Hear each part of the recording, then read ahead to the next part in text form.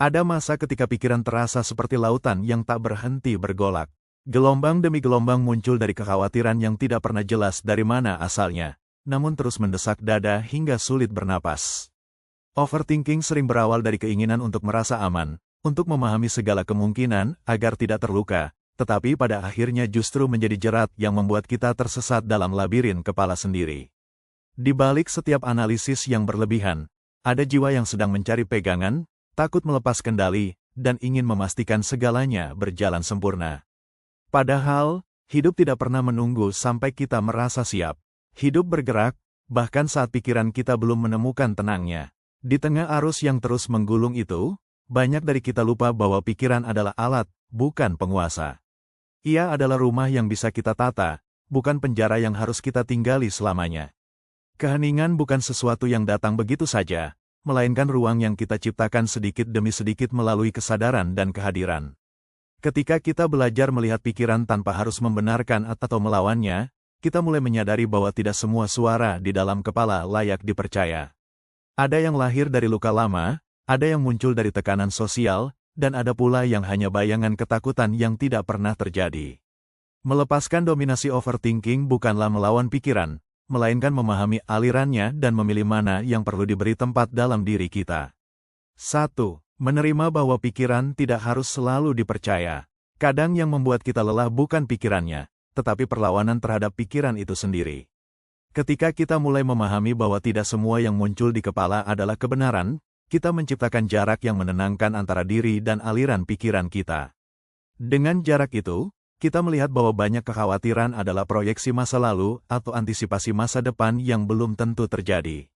Dari jarak itulah ketenangan mulai tumbuh, memberi ruang bagi kesadaran untuk mengarahkan pikiran, bukan dikuasainya. 2. Mengajak napas menjadi jangkar saat kepala mulai penuh.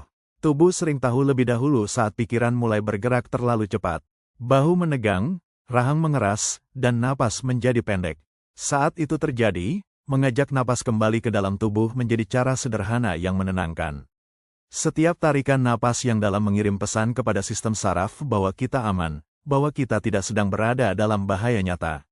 Napas adalah pintu untuk kembali ke momen ini, agar kita tidak terlempar jauh oleh ketakutan yang hanya hidup di ruang imajinasi.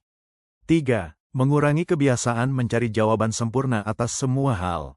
Overthinking tumbuh subur dari kebutuhan untuk memastikan semuanya berjalan tanpa risiko, tanpa salah, tanpa cacat. Padahal kehidupan selalu membawa ketidakpastian.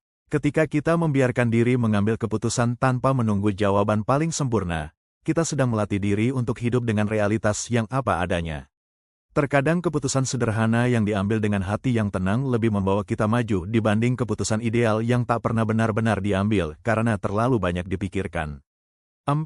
Menyaring informasi dan suara sosial yang membebani pikiran. Kita hidup dalam dunia yang begitu bising, tempat setiap orang memiliki pendapat, standar, dan tuntutan yang tak selalu selaras dengan hidup kita sendiri. Overthinking sering berasal dari upaya untuk memenuhi ekspektasi yang bahkan tidak kita setujui. Dengan belajar menyaring informasi, memilih mana yang relevan, dan mana yang hanya menambah beban, pikiran menjadi lebih ringan.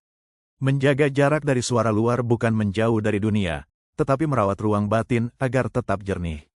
5. Memberikan waktu untuk diri sendiri tanpa target, tanpa evaluasi. Ada bentuk ketenangan yang hanya muncul ketika kita berhenti menilai diri. Duduk sebentar tanpa tujuan, berjalan tanpa perlu produktif, atau hanya merasakan angin menyentuh kulit bisa menjadi momen yang membantu pikiran merileks.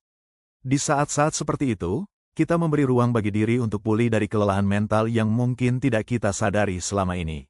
Ketika diri diberi ruang tanpa tuntutan, pikiran perlahan belajar untuk tidak bekerja berlebihan. Di antara seluruh upaya menenangkan pikiran, pertanyaan yang paling mengguncang mungkin adalah ini: jika selama ini yang membuat kita lelah adalah pikiran kita sendiri, maka apa sebenarnya yang ingin jiwa kita sampaikan melalui segala kebisingan itu?